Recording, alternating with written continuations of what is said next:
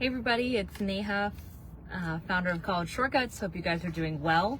Wanted to just jump on here as a quick reminder to let you guys know we are doing a webinar this weekend on Sunday evening. So if you're interested in joining, I'll be giving a lot of details and tips around the last year of admissions and what we expect to see for 2025.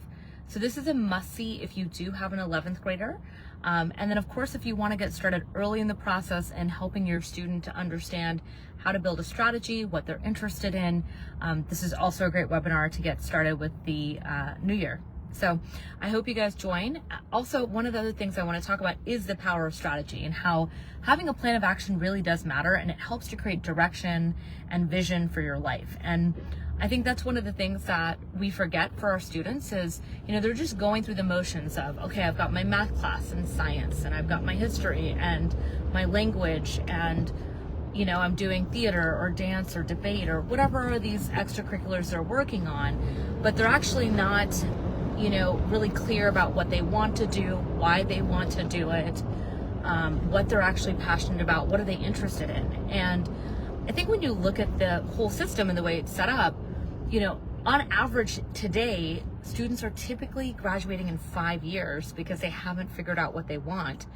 And college tuition costs double than what it did in the last 10 years. So you're paying so much for a student to figure out what they want to do because high school did not prepare them for that conversation.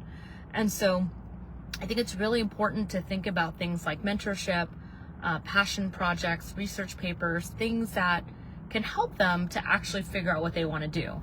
And lately I've been looking into, alternative educational schools that exist, education schools and programs that exist, because I think that right now our current system makes it really hard to figure out what you want to do and why you want to do it. And so I have been seeing some really beautiful new accredited schools coming into play where they during school are helping students to figure out what they want.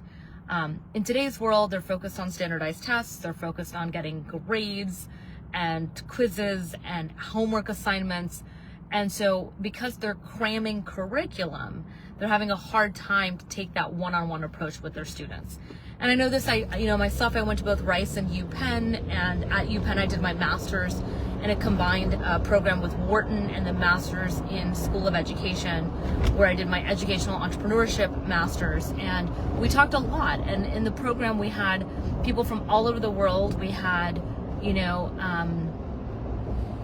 we had teachers, we had administrators of schools, we had owners of schools, we had all sorts of people all in the program talking about how do entrepreneurs help to create solutions that are effective and are helpful. And so I want to share some stories about some of the students we've been working with. I have a student who started with us in 7th grade, now in 8th grade, going into 9th. And since our start together has worked on a leadership project where they had to get out in their community and do a leadership experience. They had to knock door to door and learn how to get rejected and understand what it means to collect things and give them to an organization. I also had the same student working on a blog of interest of what they like to do, as well as things related to engineering and interests in that way. And he's also going to be publishing his paper later this year specifically on robotics and how it improves manufacturing. And we do have connections with publishing houses, and so he'll be doing that, and he's only in 8th grade. So when you think about, the time a student has to prep for a 12th grade admission cycle, the earlier they start, the more time they have to build it. If you think about a resume, right? Like they're looking at a student's resume, what they're interested in, what makes them pointy. Well, that resume is what determines their likelihood of getting in. So if a student's really clear about what they want to do, or has awards for certain things, or is involved in certain extracurriculars, or launched certain clubs, it really shows leadership, soft skills, sales, and all these other aspects that I think we really forget. And these skills take time. You don't just wake up one day and become a perfect public speaker. You don't wake up one day knocking on doors knowing exactly how to pitch yourself. You don't wake up one day and know exactly what you want to do in life. And I think the biggest problem we're seeing is that our students are just getting through subjects. And I think the teenagers know that. And that's why you're seeing such a high level of anxiety, stress, students that are uninterested, not motivated, don't see the point of school, especially with AI. And so really what we believe is, how do we, on our end at College Shortcuts, how do we build motivated, passionate students that are not entitled and spoiled, but have good values and know what they want to do and find their passion and interest early on. And it doesn't mean they always stick to it. You know, I've had students that start off with projects and maybe they change their mind. But that's great. You know, they're test driving something every 6 months in our mentorship program.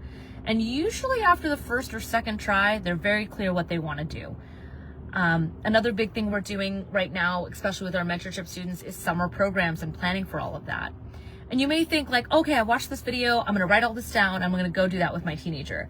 Now, the last time I checked, anyone that has a teenager, usually it's in one ear out the other. It's unfortunate, but we right now are going also through an epidemic where parents are not really respected. It's very frustrating to say that, because I do think that like you're your kid's number one fan, right? Like you're your kid, yeah, number one fan. That's what I'm trying to say. Yeah, like you want the best in your kid. There's no question.